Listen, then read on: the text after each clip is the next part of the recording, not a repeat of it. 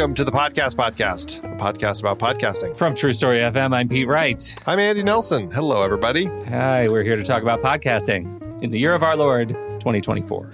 It was a podcasting week. The Hot Pod Summit took place this week, Pete. It was very exciting. Hot potting I didn't go. I say that as if I was there, but it was a big deal because, podcast luminary, true podcast impresario, Ira Glass was there. Yeah. Ira Glass. Hot Pod. Let me just say, the Hot Pod Summit was presented by AdsWiz and Simplecast, now part of the SiriusXM Media conglomerate, and it was in Brooklyn, and it was a great day discussing all kinds of really interesting things about podcasting right now. Ira Glass's perspective on This American Life. This American Life is a funny entity as a podcast, and I wonder how it is perceived. Like, when you think of This American Life, do you think of it as an NPR distributed show, or do you think of it as a podcast? I think of it as an NPR distributed show. Yeah. I wonder if a lot of people see it as that still, but it is substantially a podcast. It is distributed under PRX. It is a show that the show or the property, the company, This American Life, was originally a co-owned entity by Ira Glass and WBEZ, the private radio station, for 20 years. And right, yeah, long time. And then he took it private again. So it is now just a private company with him at the charge of it, I guess, distributed by PRX and him. And that's how it ends up on lots of different local stations around the country and podcast around the world. He talked about the downturn in podcast downloads after the iOS 17 crash of late 2023. And I thought that was really interesting. For This American Life, which is a significant show, it dropped 20%. And he said, in talking about that experience, he said, look, these numbers are emotional. And for me to be able to talk to a sponsor, an advertising sponsor, and what I used to say was, we've got 4.5 million people who listen to the show each week. And now I have to say 3.5 million people listen to the show every week because of that choice that Apple made. It was hard to make that switch. I think, in looking at the interviews, it's hard not to see anybody suggest that we're worse off knowing the truth about our listeners, right? Yeah, right. Everybody seems to be on board with the idea, like, having more accurate numbers is better. But my goodness, the transition's hard for a lot of big shows. Well, and small shows too. Like, anyone who saw that huge drop in listenership, I mean, it does make your heart sink a little bit when you think that your show is this popular, and then you're finding out, oh, well, not really. Those numbers really didn't accurately reflect it. And, he's right to a certain sense. Like, it's nice to know what the actual numbers are. It's still impossible to kind of know what the actual numbers are, but if these are a more accurate representation, it's good to have, but it makes this transition very difficult. And for smaller shows where it could be a huge drop in numbers, I mean, it could potentially kill a show. Like, if the advertisers are suddenly like, oh, well, it's actually only that. Well, we don't want to advertise with you anymore. Like, it could potentially be a big shift. And so that's, I think, the element of this transition that, it does make me wish that there was a different way Apple could have gone about coming to that without just kind of like the drastic immediate shift. Yeah, right. So hard to make that shift, particularly for shows that were on the bubble, and now they're not inside of the bubble anymore. And that gets to, Kelly Hurley was there, and Kelly is the global head of revenue and partnerships for SiriusXM, and along with Thomas Rodriguez, who is the senior director of audio partnerships at the Trade Desk. And they were talking about, the status of, advertising, programmatic or dynamically inserted ads versus CPM, cost per thousand ads, which is really hard because, for the longest time in my kind of podcast journey, I was working off of data that was like, if you want a brand deal for a podcast, early on it was like, if you can get 10,000 downloads, 5,000, 10,000 downloads, it's great. Then for a lot of years, it was 20,000 downloads per episode on a 7-day rolling basis. Is great. That's really great. Now that number is 100,000. Kelly says, I'd say we'd like to see 100,000 downloads at minimum per episode. That's ideal for a larger brand advertising deal. So that's like the Squarespaces or the Casper mattresses for those groups. And is she saying that in a 7-day window? Did she say what the window She did not say what the window is, but I guarantee you it's not 6 months, right? It might be 7 days, it might be 30 days, but it's like that they want those ads, or they want those kinds of numbers, and it's because of the inflation of really big properties that have turned to podcasting and seen those kinds of numbers, which, if you step back and think about it for a minute, is awesome for podcasting, right? It's demonstrating that, my goodness, there are shows that command those sorts of broad audiences, and it's great. Yeah. Where it's hard is for startup podcasts, mid-tier podcasts that are in that sub 5,000 downloads per episode rolling, because it's going to take you that much longer to see return. And so, that's when we start talking about, what are you doing? How are you selling your audience? Right, your diverse niche audience for what you do. I think that ends up influencing the kind of podcast you do, right? You have an opportunity.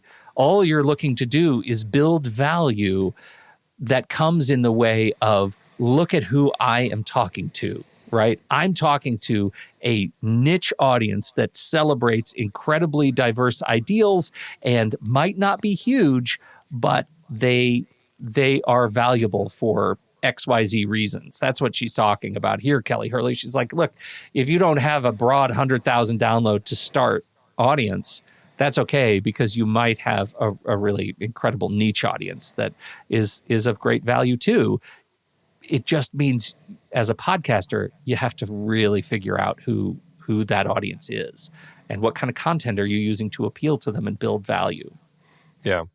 I do also like when I think it was Rodriguez who was talking about the CPM ads and how, I mean, we've had experience with CPM ads. Sometimes they're frustrating because, and this is often one of the big complaints, is like they feel tone deaf to the subject sometimes, where it doesn't necessarily feel like they're matched to the content in the podcast when they're added into them. But one of the benefits, and I think this is a valuable thing, when podcast advertisers don't have the money to throw into those big shows that have the 100,000 downloads per episode, the CPM ads, that's a place where they can get these smaller advertisers trying it out and putting their brand out there just to see, is this a space where we can actually use advertising and actually get a return on our investment. And I think there is a value to that element of those CPM ads. Well, and just to make sure we're clear, what we're talking about is DAI, right? You're really talking about programmatic ads. Yeah. And the cost per million or cost per meal that you're charging through programmatic is lower, but the investment in time and production is much lower, right? Maybe host read ads are the best. And we've, for most of our shows, we do host read ads, and they're higher. They take a lot more to do. Getting hosts to read ads, changing the ads over time, like that, just finding the companies. Yeah, it's a lot of work. Where automating it is definitely less work, but you end up with the weirdest pairings. And I know, even on our own shows, man, listening to casino ads show up on our own shows where we have no control over those partnerships just makes us, I just look bad. I don't like it. I don't like it. It's a frustrating element, but to his point, maybe more people would be willing to actually jump in and try that in that space to see. Yeah. So who knows? Maybe it's going to be more than just casino ads. Casinos don't forget it's political season, Andy. We could have a lot of political ads. If you open yourself up to it, you could make big money. Big money.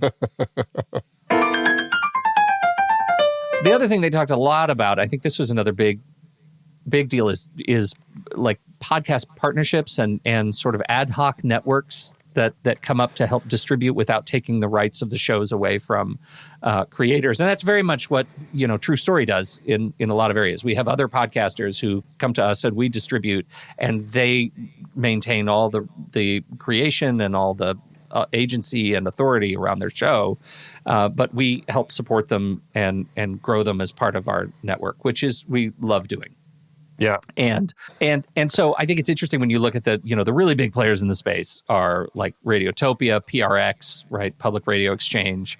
And they give you an opportunity if you go through PRX, because the National Public Radio sort of national sort of network of stations goes to PRX and decides and cherry pick shows from there to actually run on traditional radio, which I think is awesome. Like what a great way to do it. It does require a lot of like tweaking of your show. You have to change the format and get your ads in the right place and all of that, but it's really, really cool. So they're talking about a lot of those kind of networks, those sort of ad hoc networks. Multitude is a network that does something similar, helps independent creators to sell ads on their shows, and it also kind of a co-op. has. It's like a podcast co-op is what they have, right? Exactly. And has that same expectation of creators to help each other by they go on tours together, they boost one another's shows, they run shows across the network in each other's mid-roll ads. It's really great. Like it's a neat model. Jesse Thorne sold Maximum Fun, his podcast network that he worked on for years and years and years, to the creators themselves. And this includes like the McElroys and Judge John Hodgman for his show. Jordan Jesse Go was obviously a part of their network. They've got a ton of podcasts over on Maximum Fun. And it is, I've heard mixed results from people who are on the Maximum Fun network, but now that it is a co-op essentially, they've been doing some really interesting things. And I think their fund drives are fun to listen to. Like, I think they've been doing some great stuff over there. So it's a really interesting kind of a market of creators to come together and support one another. And I think it makes independent podcasting less lonely as a result of it, right? Join True Story, you get access to our Discord, you get other creators, you can ask questions to other creators about how to do the show. And I think that makes it really fun to be kind of a part of that. You are a network, but you still maintain agency and control over your own show. That's what makes these things kind of special. It harkens back to the early days of podcasting when you can do what you want, right? You can do whatever you want. But it does give you structure, scaffolding, support. Yeah. And in this world of podcasting, like having that support network is very valuable. You're getting a little more exposure when you have a whole group of you coming forward as a collective. And I think that's one of the things that makes this model so interesting and work well in this space. Well, and it also says to me, like, if you aren't listening to shows that are part of a co-op, you should find some. Maximum Fun, look for some PRX shows, go listen to You're Saying It Wrong, which was now a PRX show. I think it's really, I think they're really fun, great, charismatic shows with a bunch of weirdo podcasters that are just really fun to listen to. So definitely check it out. They pivoted a little bit because they did this great interview with Stephen Dubner, who's the host of the Freakonomics radio show. And they asked him, what do you think? Ariel Shapiro asked him, what do you think about this, quote, moment in podcasting? And the loaded, like the loaded air of that question, I think is not to be understated. Because, Shapiro's coming to this saying, like, things cratering? And I love Dubner's answer. It really depends on what angle you're coming from. The short version is that there was probably a little bit too much panic because the combination of the recession that never really quite happened, and then the big iOS adjustment and how it's playing out in reality and in perception. Additionally, from the platform side, there was just massive acquisition, consolidation, and then it breaks. So it's confusing. The good news for me is I don't care that much. Full stop. Like, that's a great answer to this question, and something that you and I have talked about in past episodes of this very show, that what we're seeing here is not a cratering of podcasting. We're seeing it as a bubble that popped that needed to pop. Right. Yeah, exactly. Yeah, straighten things out, get things moving in the right path. And again, what we started talking about, this iOS adjustment is just a rationale adjustment, right? It's just a rationalization of what we've been doing and getting more truth behind those numbers. So I think that's really useful. And, I'm seeing more and more people buying into the snark of the podcast industry is cratering, when the truth is it's really not, right? We have more people listening to podcasts, trying podcasts than ever before. And there's still a lot of opportunity, a lot of headroom from people who haven't discovered podcasts yet. So I'm still an enthusiastic participant. Well, it reminds me of, the Oscars were recently held, and Cord Jefferson won Best Adapted Screenplay for his script for American Fiction. And in his speech, he's talking about how film can be so exciting, and brings up this idea of, like, film is only like 100 years old. And imagine being in theater or in art when it was only 100 years old, and like all of the possibilities you have moving forward.